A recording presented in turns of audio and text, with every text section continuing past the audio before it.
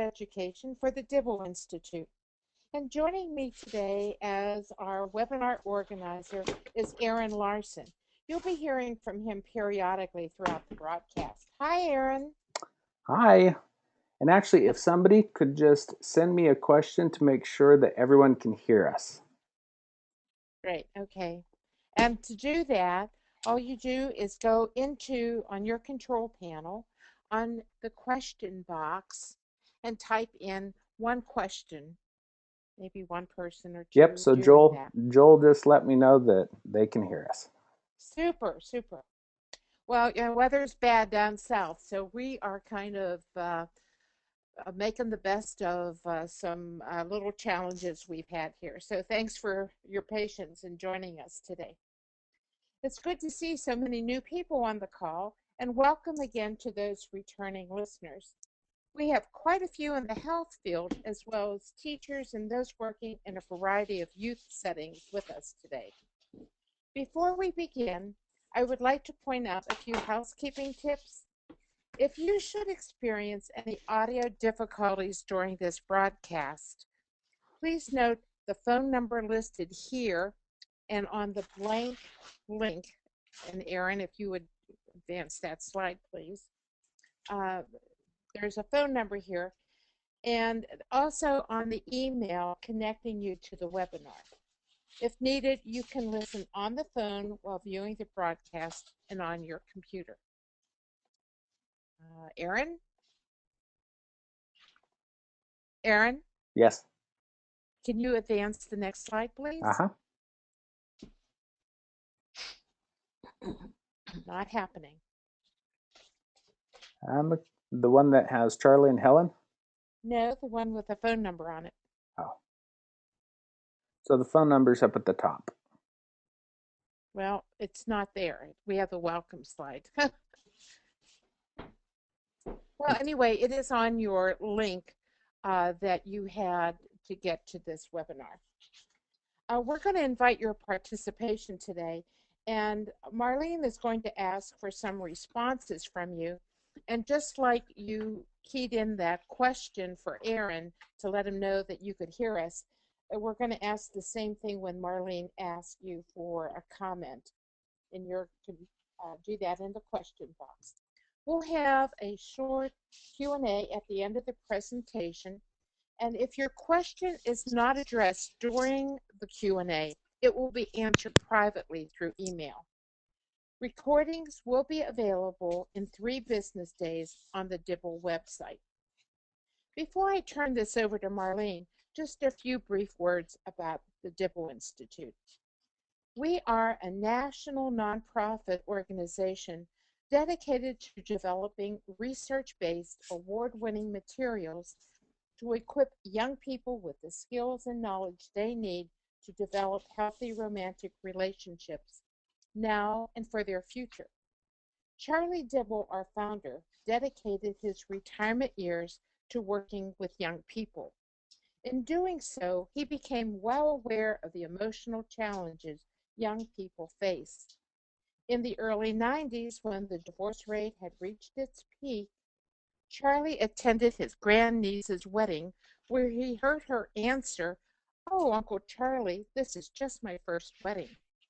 It was then that Charlie connected the painful stories he heard from the youth he worked with following their own parents' relationship issues to a concern for the status of families overall. Upon investigation, Charlie quickly realized little was being done to address the development of skills needed to form successful, healthy relationships.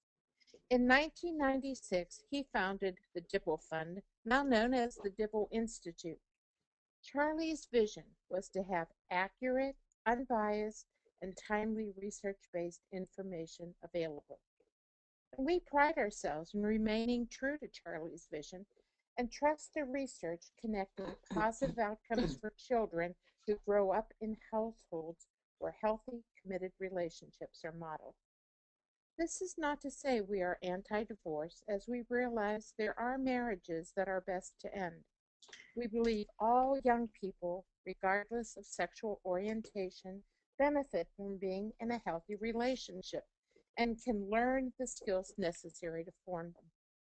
Everyone benefits when healthy choices are made.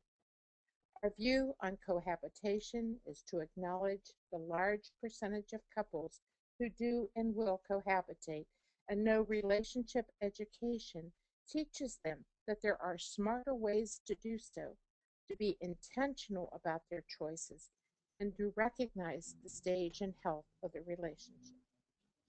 Now, many of you may know Marline as an author with the Dibble Institute. Besides creating evidence-based programs, integrating healthy relationships, pregnancy prevention, youth development, and dating violence, she is a sociology instructor at Madison Technical College in Wisconsin. We at Dibble are proud to promote her programs as they are listed on the National Registry of Evidence-Based Programs and Practices. She is often invited to speak at national conferences and events on issues connecting the heart and emotional health of young people. Well, welcome, Marline, and thank you for being with us today and helping us to understand those fabulous love chemicals and how we can help young people handle them. Well, thank you. Thank you. So, can everybody see my slide?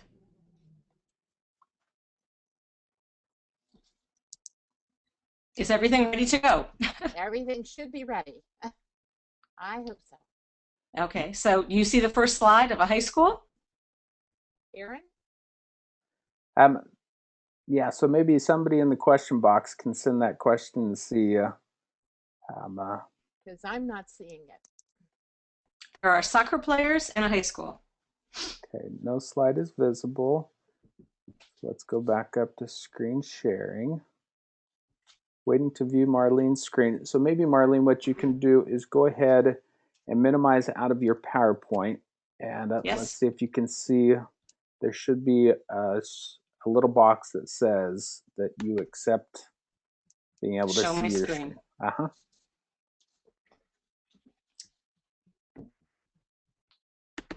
And then go ahead and click back into your PowerPoint and pull it up full. Is that good now? Can somebody say yes, no? Yep, yes. Yes, no? Yes, yes. Okay, all right. Well, okay, let's get started. So hello, and really happy to have you all listening in. With Valentine's Day just 2 days away, it's a great time to talk about romance and falling in love. As I sat down to prepare this webinar, an experience I had a few years ago came to mind pretty vividly. I was at my daughter's freshman soccer banquet, and we were sitting at a table with other parents, and we were all talking about our kids starting high school. And then one mother asked the rest of us if our children were acting any different since they started high school. And she said her daughter seemed to almost have had a personality change. She was sweet and nice and bubbly around the house. She was helping her mom at the drop of a hat. And her mom couldn't believe it because her daughter had been so snarky and so negative during middle school. And I smiled and I said, oh, I bet you she's in love. Her mom kind of gave me a quizzical look and asked what I meant. And well, to say the least, we had quite an interesting conversation around the table that day. Not something I thought I would have at a soccer banquet. But the truth is, when somebody is strongly attracted to somebody, and really whatever age they are, there is a definite change in brain chemistry that impacts behaviors and feelings. What that mother was observing was very real, and it wasn't due to the drinking water at the high school. When teenagers appear to be, or young adults actually, appear to be falling in love, it's a great opportunity for parents, and it's a great opportunity for those of us that work with youth. There is a whole body of information and possibilities for engaging around romantic attractions, around starting relationships. I sometimes think that too often our conversations go directly to sex, and that we sort of miss an opportunity there that might actually help young people make better sexual choices. So what I want to talk about is ways that I think that we can engage youth about their attractions. How can we engage them in ways that might intrigue them rather than have them rolling their eyes like, you don't have a clue. I do think there are positive ways.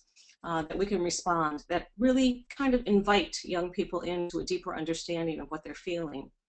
And I think we can actually encourage them to enjoy the positives of that stage while at the same time empower them to make good relationship and sexual choices. And of course, that latter point is really critical, because one thing for sure is when you are strongly attracted to somebody, it is awfully easy to slide into risky behaviors, poor choices.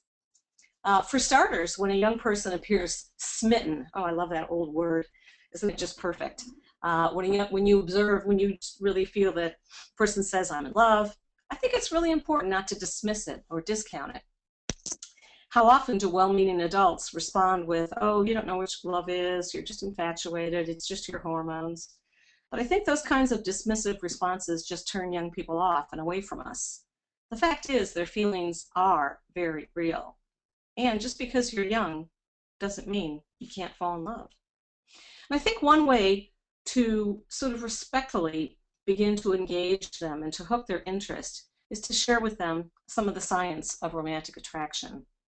Because that science really shows that what they're feeling is very real. Their feelings are real. So what I want to do in the next half hour is first look at some of that science behind romantic attraction. I think it's really highly relevant whether you're 15 or you're 25 or you are 35 or 55 or 75. And then I want to explore ways to help youth more wisely navigate those feelings and to make good decisions. So at this point, what I'd like you to do is I'd like everybody to think back to a time when they first fell in love with someone. And I want you to think about what words would describe how you felt. And so let's pause for a few seconds. And at this point, if you could type in some words pretty quickly into the box that you see on your screens that describe how you felt, that would be great. Pause for a couple of seconds, and then Aaron, can you read off the words as they come in? You bet. So Jane said giddy, and Maria says excited. Courtney said floating on air. Jenna said complete. Darius says mushy. Alicia said blissful. Another giddy, special, excited, butterflies, like I was walking on air, secure, bubbly, a little dingy. Leah said euphoric. And so it looks like lots of people are. Yeah. Oh, those are great. Those are great words. Those are wonderful words to describe those feelings. You know, when I work with young people, I start with that kind of a brainstorm, asking them, so how do you feel? How do you feel when you're strongly attracted to somebody? And they use the exact same words. So why do we have these fabulous feelings? You know, when you think about it, people say, we've got chemistry, or just the opposite. You know, there's just no chemistry between us. You know, chemistry is something you really can't see, but you certainly can feel it, and you just know if it's there or not. Well, as it turns out, researchers recently have been actually, you know, investigating this, putting people who've just fallen in love into MRIs and done brain scans. And this scanning technology allows them to actually map the chemical changes that occur. And one's brain chemistry does actually change when you fall in love. One well-known researcher, you maybe heard of her, Helen Fisher. There are many others, but she's one that kind of stands out. She's a biological anthropologist and human behavioral researcher at Rutgers University. She says that we humans have actually evolved 3 distinct but interrelated brain systems for mating and reproduction, and that each brain system or stage is driven by different hormones and neurochemicals. So there's sex drive, you know, the drive to seek partners. That's driven by testosterone and estrogen in both males and females. We have both of those hormones in both of us. There's romantic love, where we focus in on one person, and that's driven by 3 primary neurochemicals: dopamine, norepinephrine, and serotonin. And then there's attachment, the kind of the forming of pair bonds. It's driven by oxytocin and vasopressin. So what I want to do is examine a little bit these neurochemicals and hormones that are linked to romantic love, romantic attraction. Let's see how each one of them works and how it can explain why you feel what you feel. When a person is romantically attracted to someone, the brain begins to make dopamine, and then it's sent to various regions of the brain. Dopamine is a chemical neurotransmitter. It stimulates desire and reward. It triggers an intense rush of pleasure, and levels go up with romantic attraction. Increases in dopamine are also associated with increases in norepinephrine. Norepinephrine is sort of similar to adrenaline, kind of explains the racing heart, the excitement that's associated with romantic attraction. Together, the two are what's producing the euphoria, the intense energy. So when that dopamine system is really active, we really are more excited, we're more eager to go after goals and rewards, we're more positive, we feel euphoric, energetic. We have very focused attention in on the object, the person of our desire. There's a less need for sleep or food. In fact, brain scans of newly fallen in love individuals actually show increased blood flow to the areas with high concentrations of receptors for dopamine. And those are precisely the areas that are associated with craving, addiction, euphoria. And maybe you've heard this, but actually the image of brain high on cocaine looks very similar to a brain on love. But let's talk about serotonin. Serotonin is also a happiness neurotransmitter linked to romantic love, romantic attraction. But in contrast to the fireworks, to the excitement of the dopamine system, serotonin is kind of zen-like. It's linked to tranquility, reason, calm, and levels of serotonin are lower when you fall in love. Those lower levels of serotonin are linked to our lower levels of reason and calm. Interestingly, lower levels of serotonin are found in people with OCD, obsessive compulsive disorder. And perhaps it explains why new lovers are obsessed, just like those with OCD. Long story short, when you're romantically passionate about someone, parts of the brain are more active and other parts of the brain are deactivated. That prefrontal, the frontal cortex, vital to judgment, is less active in the heady days of falling in love. And so it helps to explain the kind of irrationality, sometimes the tendency to suspend all doubt or critical judgment. That kind of love is blind. We also see that from brain scans, we also see that the area of the brain that controls fear and another area involved in negative emotions close down more. And that further explains why people feel so happy with the world. I mean, everything is just going to go wonderful. And it also explains why people are so unafraid of what might go wrong when they fall head over heels about somebody. I think this brain chemistry really helps to explain why new lovers often idealize their partners, magnify their virtues, explain away their flaws, just like that little puppy you bring home. It's also why people feel that this relationship is closer and different and more special than anyone else's. Another chemical to look at, hormone actually, is oxytocin. We know oxytocin is the hormone that promotes emotional bonding, attachment, trust, devotion. And oxytocin and vasopressin are both associated with another stage, another system of love, and that is attachment. Oxytocin is triggered by supportive touch, and so levels go up with holding hands, with hugging, with massage. Sometimes oxytocin is called the cuddle hormone. You know, it makes us feel close to another person. Oxytocin is released during sex, orgasm, but oxytocin also calms us down. It reduces our stress response system. It actually lowers cortisol, lowers our blood pressure, it makes you feel less stressed out. Vasopressin, another hormone linked to oxytocin, is associated with the formation of attachment. Now, Helen Fisher finds in her research that oxytocin and vasopressin interfere with the dopamine and norepinephrine pathways. And so that might actually explain why so many couples move from what she calls, I think this is so cool, dopamine drenched state of excited, passionate attraction to a more relative calm of an oxytocin-induced sense of attachment. Now, both men and women feel the effects of oxytocin, but perhaps to different degrees. Men's levels of oxytocin are said to rise 3 to 5 times higher during orgasm. Women's levels rise even more dramatically, plus continue to rise during any subsequent orgasms. But let's move just a little bit and talk about some of the positives of that dopamine-drenched stage of romantic love. Aside from feeling really, really great, let's look at the behaviors. And so this is where another place where I'd like you to maybe think about offering some descriptions.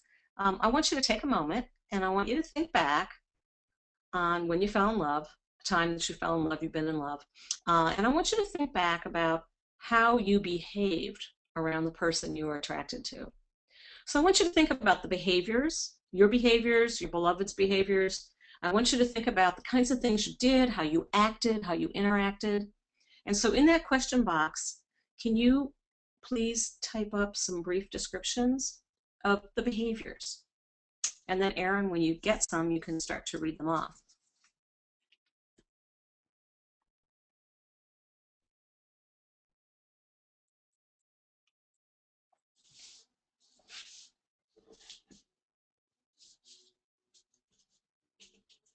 Might take a little longer to type in.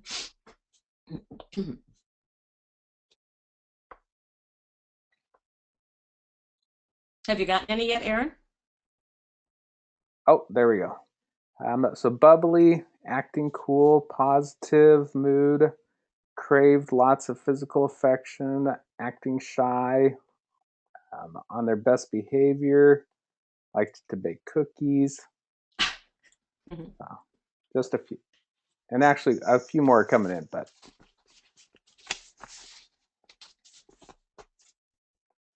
attentive, going on walks, best behavior, togetherness, felt tongue-tied.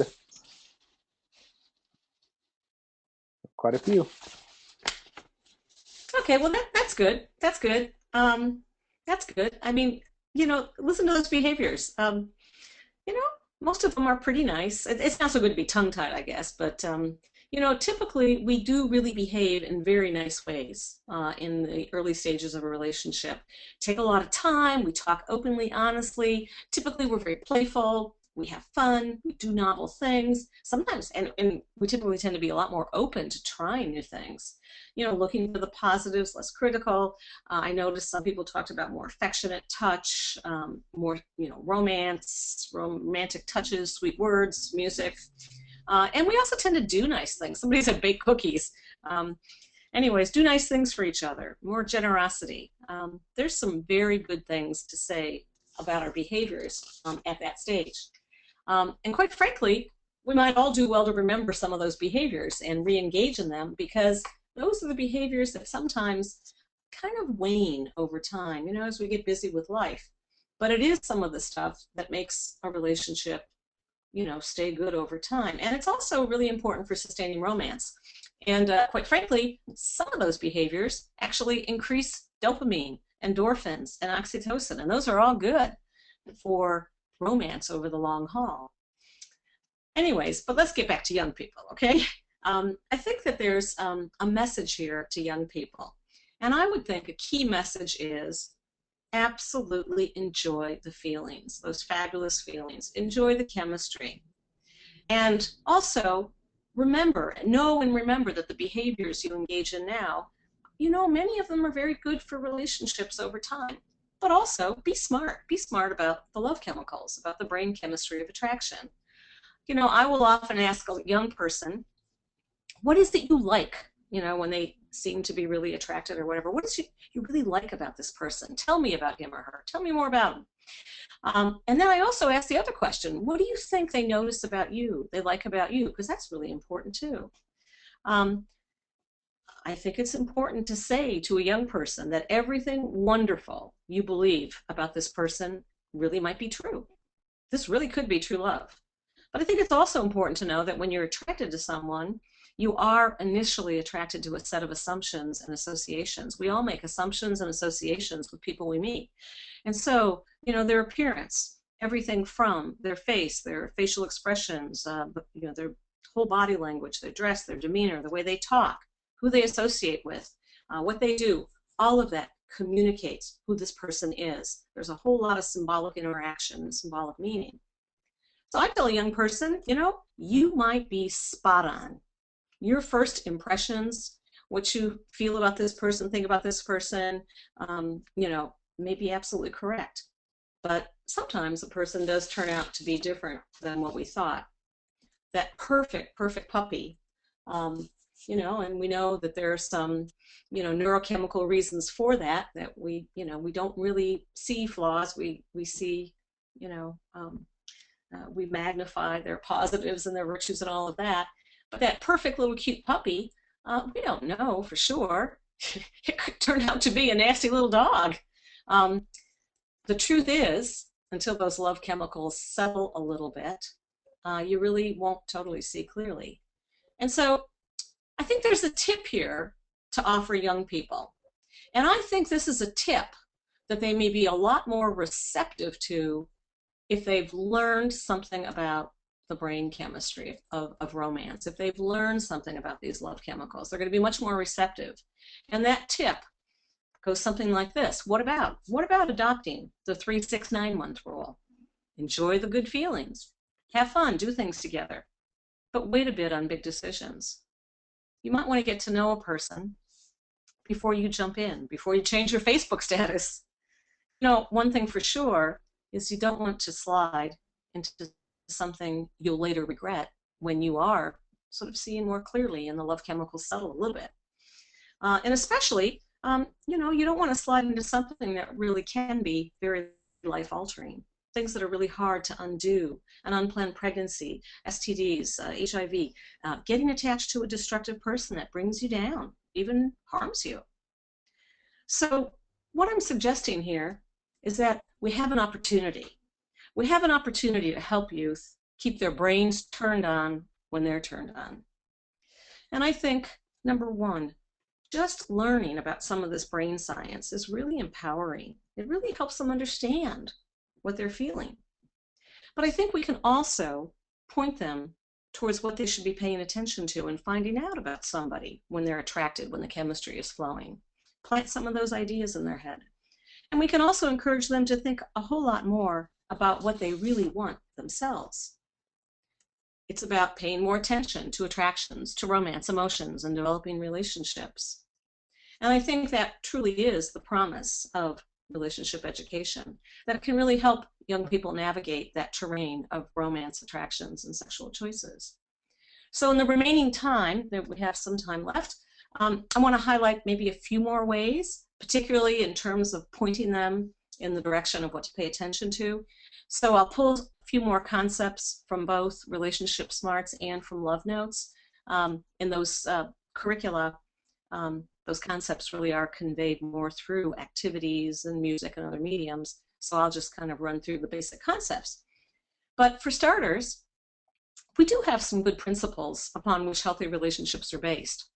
And these principles, I think, can give a heads up to young people on what to pay attention to, what to find out.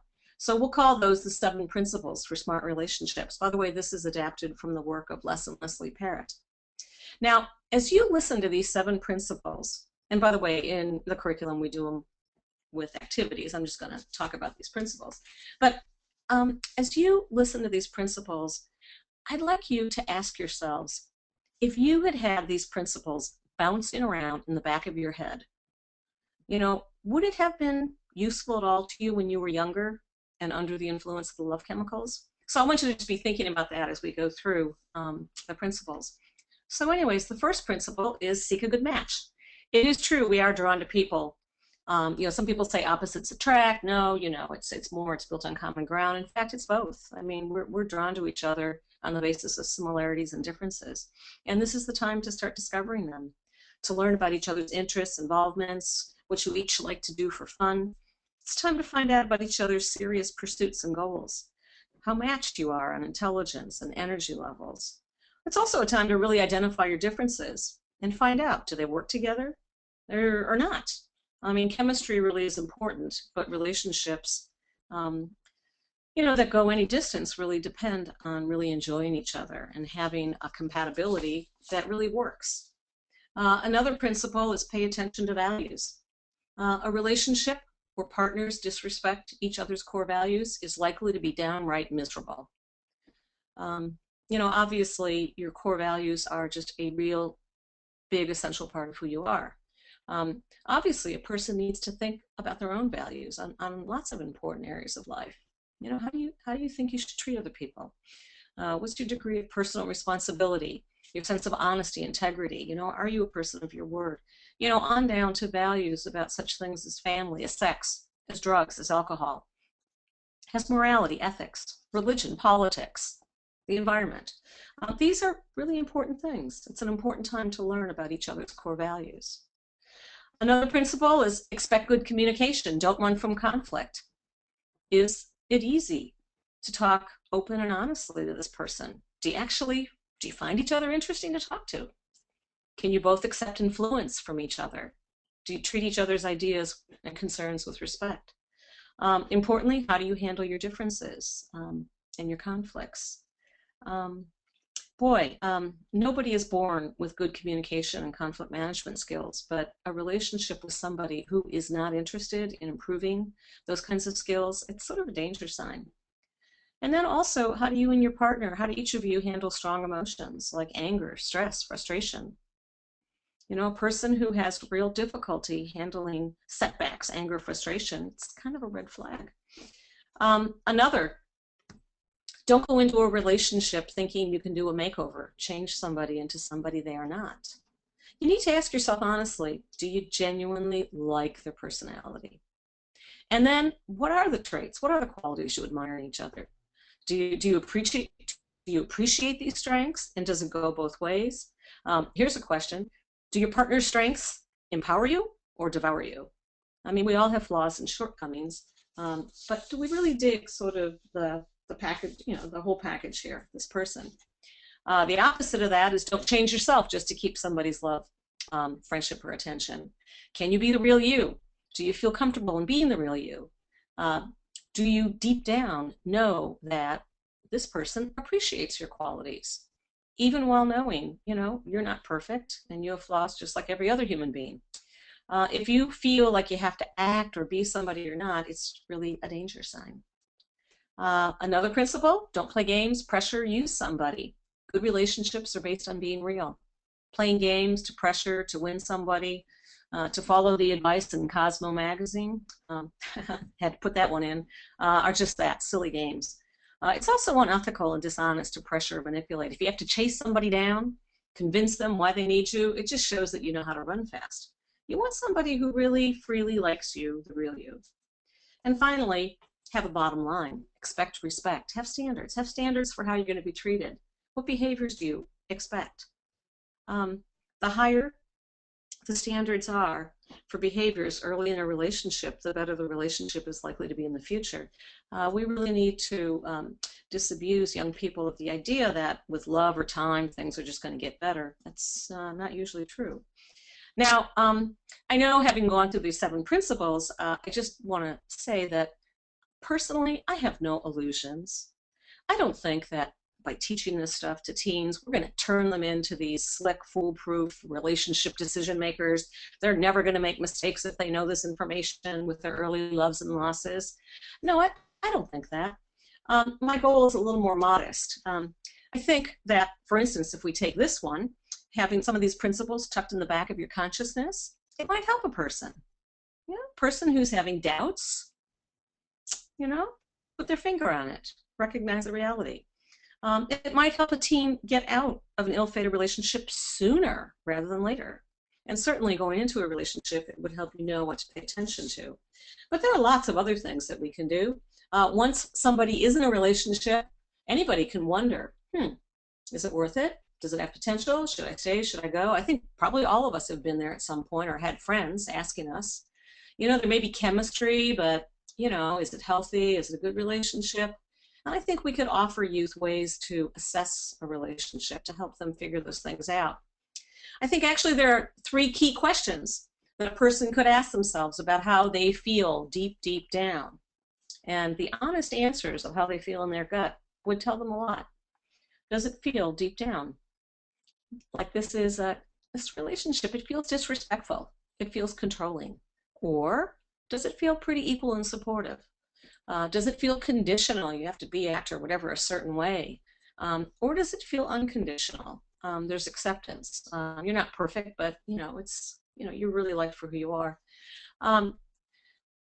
Third question, does it feel deep down that really what this is mostly about is sex? It's about money, it's about status, it's about the material stuff. Or does it really feel like the attraction is on many levels? Now, I think these three questions are kind of profound, but I certainly know you can't just lecture and tell somebody about this.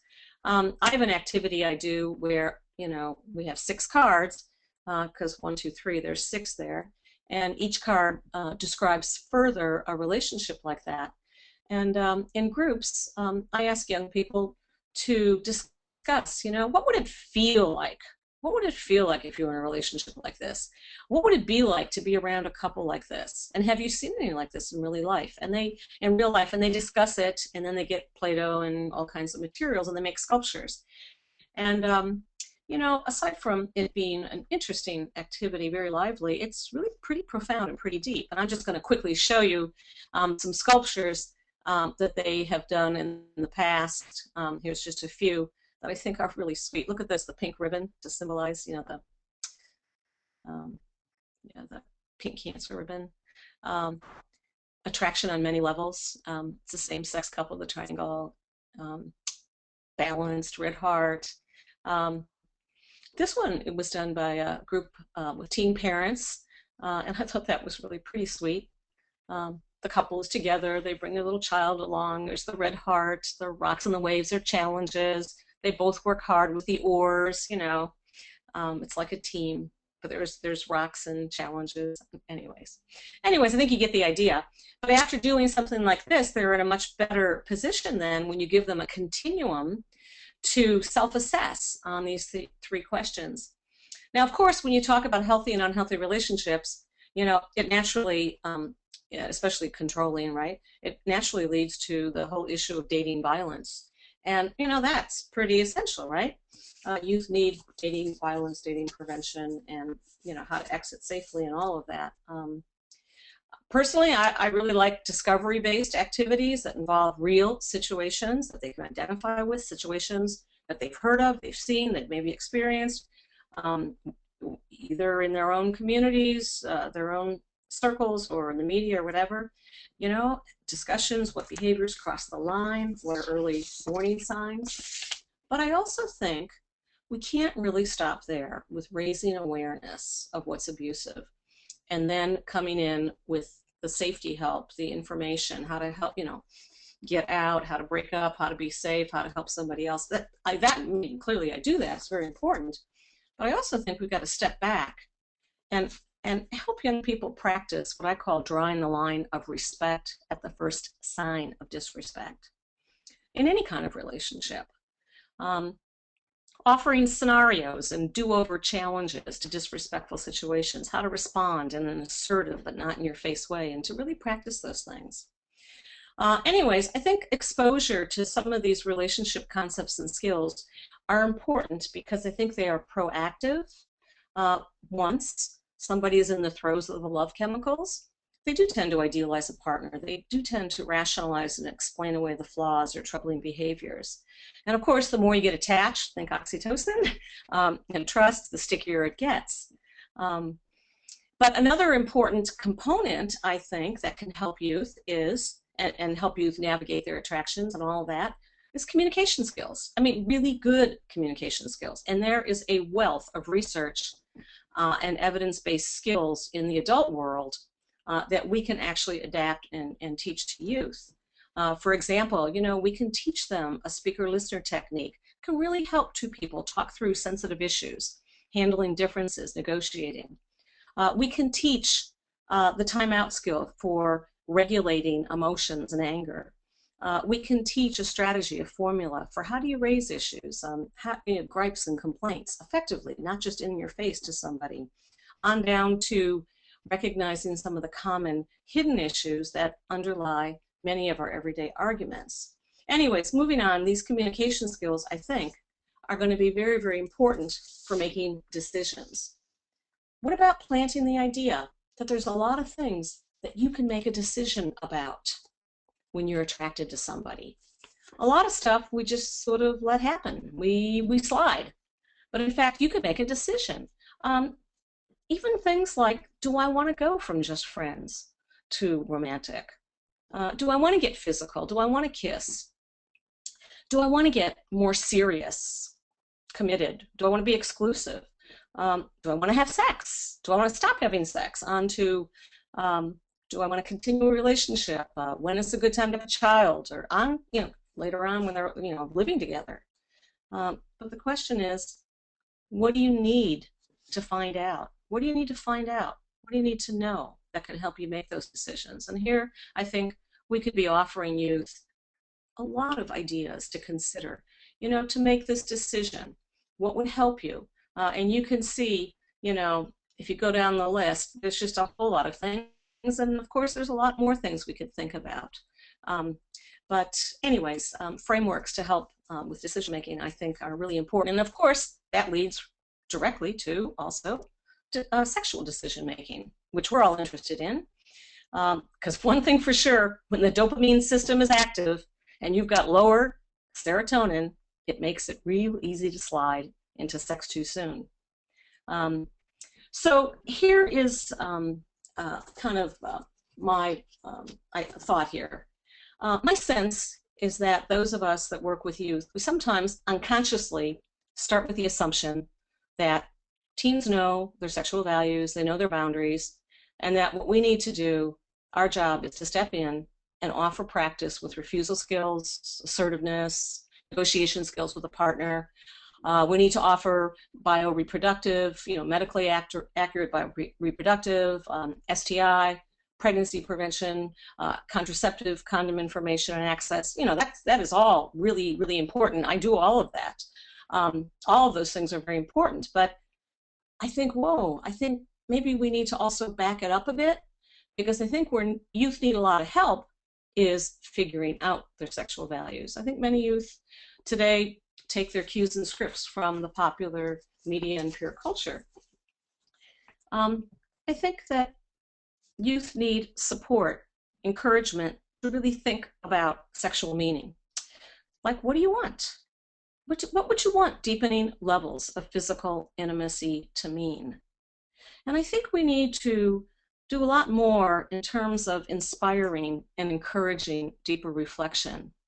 And I think there's a lot to be said for using the poetry of teenagers, of using the stories, the real quotes and thoughts from real teens. I think music, I think there is so much music that we can use, contemporary music, and film. I personally am a very big fan of Scenarios USA. I'd like to do a little kind of shout out to them. These two on the left, Toothpaste and Reflections, come from Scenarios. Basically, these are short film scripts that are written by teenagers and produced by Hollywood filmmakers. But I think we do need to think of ways that encourage a deeper level of reflection on, so what are my sexual values? What are my boundaries? How do I want to pace things? And it's important to think about these things even before you get involved with someone. But really, at any stage, it's useful. I mean, any person might want to do things differently next time. Yeah, they might want to use a condom next time, but, maybe do they really want to do this?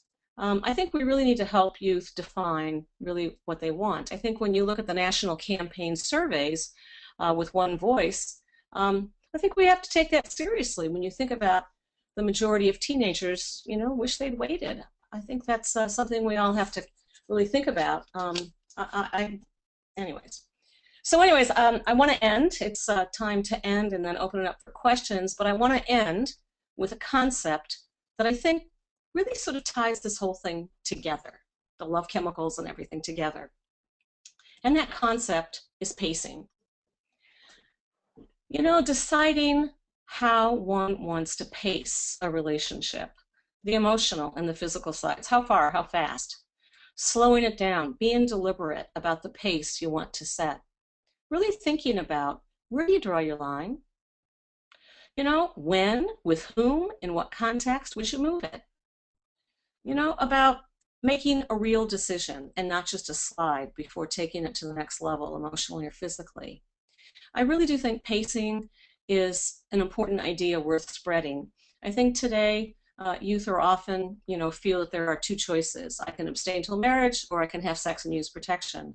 But I want to propose this sort of pacing option, this third option, which is, a young person being empowered to think much more deeply, to set a pace, to pace things more slowly.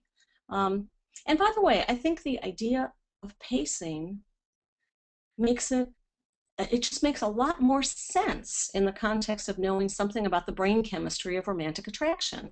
Pacing may not make sense if you just kind of, go slow. And we've always said that, go slow or whatever. But I think if you've learned a little bit more about the brain chemistry of romantic attraction, it really makes a lot more sense to slow it down. And also, I think pacing becomes much more possible when you possess relationship knowledge and skills. I mean, face it, it feels really, really good to kiss somebody, to embrace, to touch someone you're strongly attracted to. I think in closing, what I'd like to say is that I really do think we can offer youth much more. I think if youth knew more of the brain science of romance, if they had more exposure to relationship education and skills, it really might help them make better relationship and sexual choices. It really might help them, make choices that are more personally meaningful and protective of their own aspirations and goals in life. And I guess my own personal hope is that I hope that sometime soon we see a paradigm shift, and that we see that our health and sexuality education is fully integrated with relationship education and skills, and where our conversations with young people, whether they're teenagers or young adults, are as much about heart as they are about health and risks. Thank you, and I'd love to take questions if there's time. Yeah, so thank you, Marlene. And actually, we do have one question, and that is, let's see, Kenan asked, how do young women know where to draw the line of respect? They don't until they're engaged to think more deeply about it. So that's kind of what I'm thinking about. I don't think they just know out of osmosis. If you think about the media, if you think about maybe peer culture or whatever, there's not a lot that gets them to think really thoughtfully about what does this mean to me. If I go down that scale of physical intimacy, what do I want it to mean?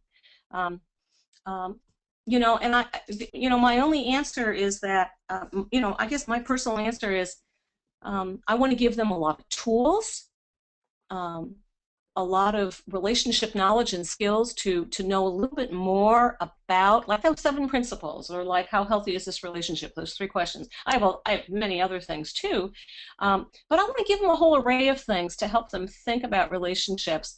But I think we should use, there's so much great poetry, testimonies, quotes, stories from teens themselves. I have the luxury of working at a technical college, and so my students are, by the way, I work a lot in the community with teenagers, but my kind of day job is I work with young adults, and I've collected a lot of their stories and poetry and quotes and everything. Even done some filming of them, but they're close enough to the teenagers to remember, and they're a little further away to have some perspective. But quite frankly, I mean, there's just a ton of great teenage. I mean, if some of the websites where teenagers write in, I just think there's I like to look for things that inspire deeper thought, and I do think that film and music and stories and poetry do that. And then another question from, let's see, Anna. Anna was wondering, is there anything we can do to engage young men more into the conversation of relationships and sex? Oh, sure. Sure. Absolutely. Absolutely.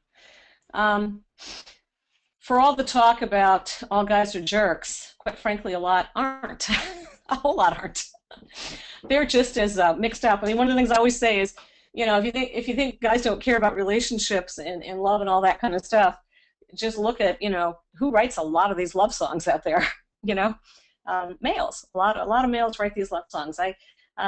The more I've been at this work and the more I've had young men talk to me, I think that there may be fewer differences, that many young men are looking for the same thing. But I think things that are more skill based, I find guys are really pretty open to relationship information, skill based. Doesn't have to be so touchy feely, but also, I mean, really good music. I mean, music and film. I use that film Antoine Fisher. I work a lot with high-risk young men, and they just totally gravitate to that. I also, so I think we can reach males. I also think on the pregnancy prevention, quite frankly, I've really given up on. I no longer use that message. Well, buddy, we have we have DNA testing, we have paternity testing. It's child support payments for 18 years. I don't think that really works. But I think when you talk to young men about that child out there that has a hole in its heart, that really needs you and wants you, and was your father there for you? I just think in some ways we almost just have to get beyond just the surface, and I think those kinds of, I call it kind of maybe going to higher ground a little bit, I don't know. I find that males really do. Also, too challenging. Some males do have a double standard, and we can really challenge them. What's the standard for your sister, your little sister, your cousin, or if you were a father, your own daughter, and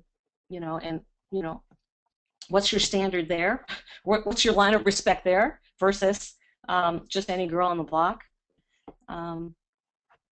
So, anyways, I don't know if that. It's not a complete answer, but it's a start. Yeah, a couple other questions. A couple of people are wondering, what do the numbers 369 stand for in the 369 rule? Oh, 369 months. Months. Like no big decisions for 3 or 6 or 9 months. Now, the reason I say 369 is because, and by the way, I don't want to be misunderstood.